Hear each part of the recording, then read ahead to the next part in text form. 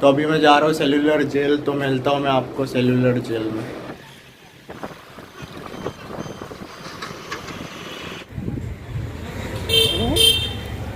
अभी हम cellular jail की तरफ बढ़ते हुए, काफ़ी अच्छी प्लेस है।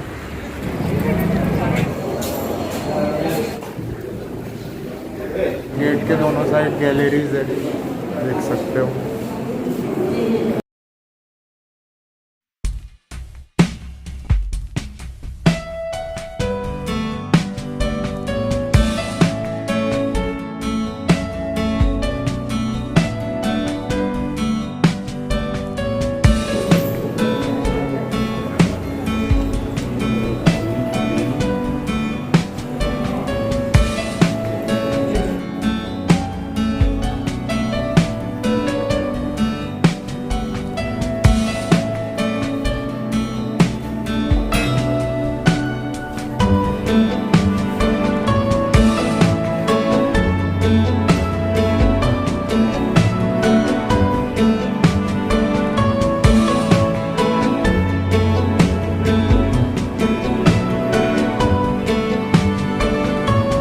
जितने भी फ्रीडम फाइटर्स हैं सबके यहाँ पे फ़ोटो लगी है, और जो लोग ये जेल में रह चुके हैं।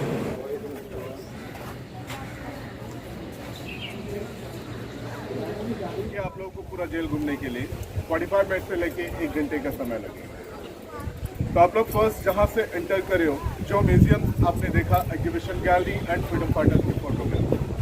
देखिए, जो फ्रीडम फाइटर्स के फोटोग्राफ्स आपने जिस म्यूजियम में देखा, इस सेलुलर जेल में जितने भी फ्रीडम फाइटर्स सजा काट चुके थे, उन लोगों के सारे फोटोग्राफ्स लगाए गए। उनको कौन सा केसेस में लाया गया था एंड कौन से ईयर में लाया गया था, उसके हिसाब से रखा गया है सारे फोटोग्राफ। मैक्सिमम 80% पीपल जो है बंगाल के लोग, फर्स्ट बंगाल थे, सेकंड पंजाब थे। एंड जो एग्जीबिशन गैलरी देखा, जिसके अंदर आपने एक सेलुलर जेल का मॉडल भी देखा होगा, आई थिंक आपने गौर किया होगा, यहाँ पे ब्रिटिशर्स ने जो जेल बनाए थे, जेल का जो मॉडल था स्टारफिश के मॉडल, क्लॉकवाइज की पूरी जेल जैसे आप देख रहे हो, इस प्रकार का टोटल जो है 7 विंग्स हुआ करता। तो इस पूरे 7 विंग्स में टोटल सेल्स जो होते थे 693 सेल्स हुआ करता, और अभी जस्ट 3 विंग्स बचे हुए, नंबर 1, नंबर 7 और इसके पीछे number 6। Other 4 wings second world war के समय 1942 में जापानीज ने यहाँ पे बॉम्बिंग की थी, और बॉम्बिंग की वजह से वो पूरे 4 विंग्स टोटली डिस्ट्रॉय हो, डैमेज होने के बाद आफ्टर इंडिपेंडेंट इंडियन गवर्नमेंट ने अभी उसके प्लेस पे पूरा हॉस्पिटल बना के रखा हुआ है, government hospital GB Pant hospital, जो कि हम सबसे टॉप पे चलेंगे, वहाँ से आप लोगों को पूरी जेल क्लियर नजर आए। और देखिए, ब्रिटिशर्स ने जेल का जो मॉडल बना के रखा हुआ, इस विंग का ये बैक पोर्शन है, इस विंग का ये फ्रंट पोर्शन है, ताकि उन कैदियों के बीच कोई कम्युनिकेशन ना हो पाए, वो लोग आपस में एक दूसरे को देख भी ना पाए। और उन लोगों के लिए हर 2 विंग्स के बीच में, जैसे ये 2 विंग्स है, इसके बीच में ये जो प्लेस होता था, ये पूरी ओपन प्लेस थी, खाली जगह थी। उनसे जो भी काम करवाना हो, उनको जो भी पनिशमेंट देना हो, सारे कुछ इसी जगह पे करवाया जाता है। एग्जाम्पल के तौर पे सामने आप देखिए एक स्टेचू दिख रहा है वाइट कलर, वो जो पुतला आप लोग देख रहे हो, इसे कहा जाता था फ्लॉगिंग स्टैंड। ये ब्रिटिश गवर्नमेंट का सबसे हार्ड पनिशमेंट होता है। इस पनिशमेंट को देने से पहले कैदी को टोटली नेक कर देते, सारे कपड़े उतार दिया जाता था, उसके बाद पैर हाथ दोनों लॉक, ताकि कैदी बिल्कुल हिल ना पाए। और इस पनिशमेंट का यूज़ जैसे मॉडल में आपको दिखाया गया, ओनली बैक पोर्शन पे मारा जाता था, और एक जगह पे तब तक मारा जाता था जब तक कि उस जगह से ब्लड नहीं निकलता। तो एक इंडियन दूसरे इंडियन को पनिश करते थे इस जेल में। ब्रिटिशर्स, डेविड बैरी जिसका नाम था, वो था इस जेल का जेलर, वो जस्ट ऑर्डर करता था, और जितने भी पनिशमेंट देना हो, जितने भी काम करवाना हो, सभी लोग इंडियन ही होते। और इस सेलुलर जेल को बनाने के लिए ब्रिटिश का जो प्लान था, 3 साल के अंदर पूरा जेल जो है कंप्लीट करना। तो जो बनाना स्टार्ट किया था 1893 में, बनाते बनाते उनको पूरे 13 ईयर्स 13 साल लग गए। 1906 में पूरा जेल बनकर कंप्लीट हुआ। और जेल बनाने के लिए जो भी मटेरियल्स उस समय यूज किया गया था, ये सारे कुछ बर्मा और थाईलैंड से लाया गया।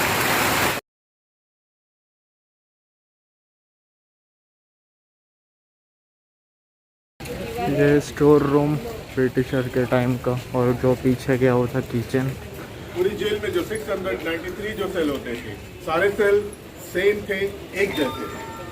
मगर यहाँ पे जो अभी आप लोग फांसी घर देखोगे, हैंगिंग प्लेस देखने के बाद आप जैसे ही बाहर निकलोगे, इस विंग के last corner ground floor 4 cells अलग से बना के रखा गया, जिस सेल्स को कंडेम सेल, तिरस्कृत कोठरी कहा जाता है।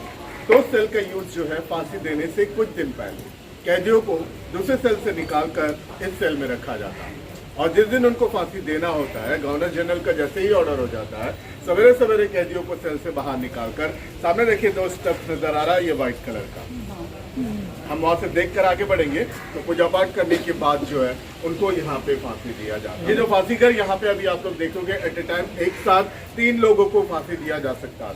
3 रोप आपको नजर आएंगे, लेफ्ट साइड नीचे एक लीवर आपको नजर आएगा, लीवर को जैसे ही पुल करते थे नीचे का तीनों प्लेटफॉर्म एक साथ ओपन हो जाता है।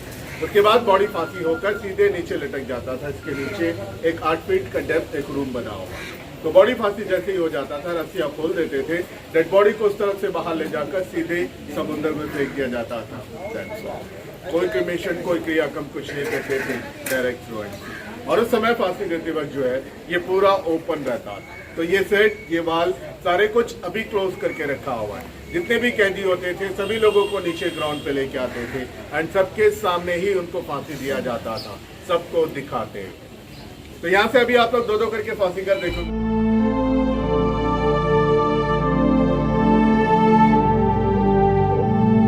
काफी रश है अभी यहाँ पे, ऐसे भी दिखाने की कोशिश कर रहा हूँ।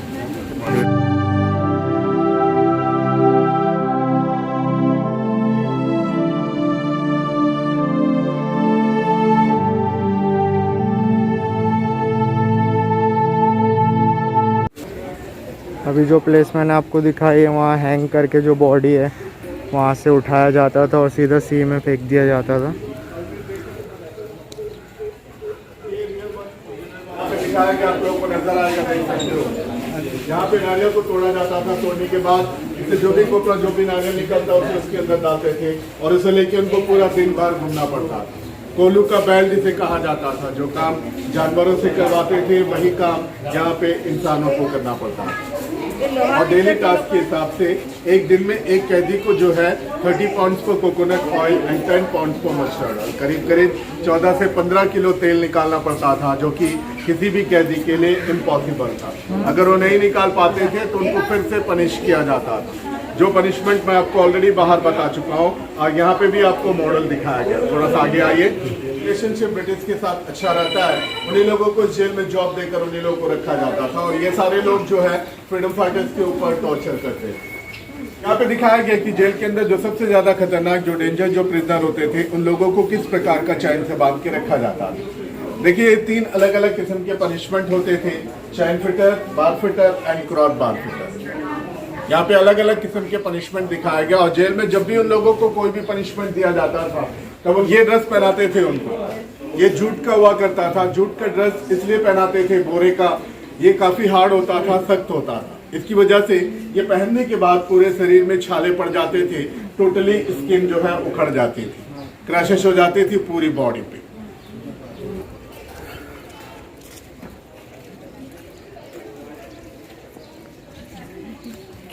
पॉइंट जो सबसे टॉप आप देख रहे हो वो मेन सेंटर पॉइंट, जो 7 विंग्स मैंने बताया था, पूरे 7 विंग्स के एंट्रेंस उसी सेंटर टावर से कनेक्ट करके रखा हुआ। देखिए ये कनेक्शन आपको अभी यहाँ से भी नजर आ रहा है, देख सकते हो। और ये सारे कनेक्शन लकड़ी के साथ किया गया, और जो कनेक्शन अभी आप लोग देख रहे हो ये आज़ादी के बाद इंडियन गवर्नमेंट ने करके रखा हो। तो उस समय कोई कनेक्शन नहीं था, पूरा ब्लैंक था। इनका पूरा नाम था विनायक दामोदर सावरकर, थे महाराष्ट्र के रहने वाले।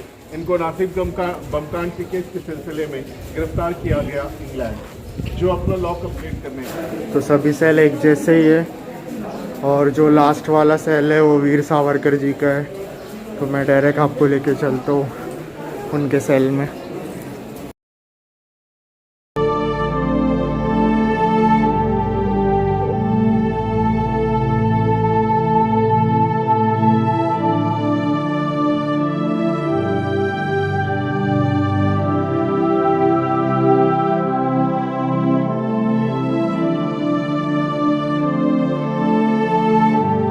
सावरकर जी के जेल के सामने ये फांसी घर था, उन्हें मेंटली टॉर्चर करने के लिए।